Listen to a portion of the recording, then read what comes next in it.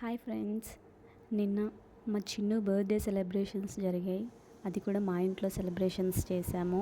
మా relatives and colleagues, family members, పిల్లలు అందరూ ఉన్నారనేసి మా ఇంట్లో సెలబ్రేషన్ చేశాము బర్త్డేని. We enjoyed a lot. మీకు కూడా నచ్చినట్లయితే లైక్ చేయండి. నా ఛానల్ని సబ్స్క్రైబ్ చేయకపోతే సబ్స్క్రైబ్ చేసుకోండి. Thank you.